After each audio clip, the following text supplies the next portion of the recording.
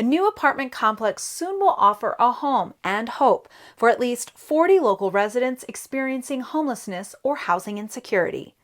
You're watching the Local News Network, brought to you by Sirius Texas Barbecue and the Payroll Department. I'm Wendy Graham-Settle. It took 8 years to break ground, but by October 2021, Espero Apartments will offer 40 homes of hope for residents who are low income, exiting homelessness, and living with a disabling condition, such as substance abuse or mental health issues. Espero means hope, and it's Durango's first supportive housing complex, based on the premise that people need housing first before they can address the issues that threw them into homelessness in the first place. This group of people that we're serving are the ones who get left behind and forgotten in the world, because those of us with privilege have an easy time doing those things and forming those connections, whereas the people who just don't have the means to support themselves and work on those healthier aspects of their lives end up getting stuck in a really bad spot, and then worse and worse things happen, more trauma compounds, and it just gets harder and harder and harder to keep going. We accept that housing is a human right, it's a basic need, and when you provide somebody with their basic needs for shelter, food, warmth, health care, then they can actually become the person that they want to be.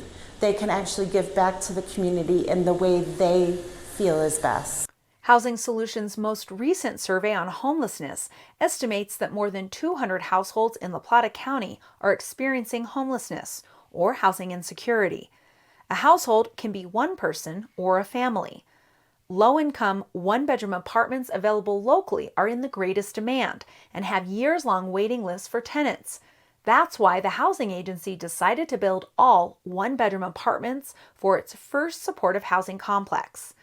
The $9.5 million facility includes a large public living area, public kitchen, meeting rooms, private offices for client consultations, and an outdoor courtyard.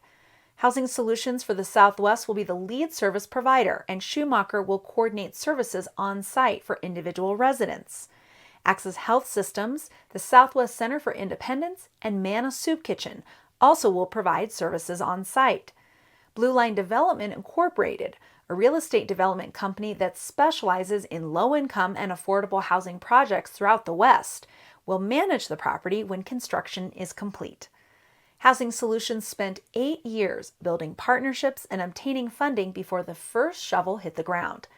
The city of Durango, for example, provided an all-but-free 99-year lease for the apartment site located just below Greenmount Cemetery. The Colorado Housing and Finance Authority awarded low-income housing tax credits and a $1.25 million grant to defray costs. Foundation grants and private donations also have helped to cover construction costs, with the remaining costs covered by tenant rent and state and federal housing subsidies. Bank of the San Juans provided the construction loan, which will be paid in full at the end of the project. This has been a great influx of economic growth into our community as a whole, which we'd love to see, especially from the bank standpoint. We were lucky enough to get in on the ground floor when they were working on this. It's just a great project even for a bank to be involved with not a lot of long-term debt on the books for us. Coincidentally, the 40-unit complex will open as Housing Solutions celebrates its 40th anniversary this fall, and Espero Apartments is the agency's first supportive housing project. Another reason to celebrate. We provide a lot of types of affordable housing. This is affordable housing that is deeply discounted for people in the really low income stages, and we also build workforce housing and work with people to access housing and find housing. And so we're affordable housing across the board, and this is one specific type of funding and project that really met a gaping hole in the community in terms of need. If you'd like to know more about the supportive housing model and Espero Apartments, visit swhousingsolutions.com. Thanks for watching this edition of the Local News Network. I'm Wendy Graham-Settle.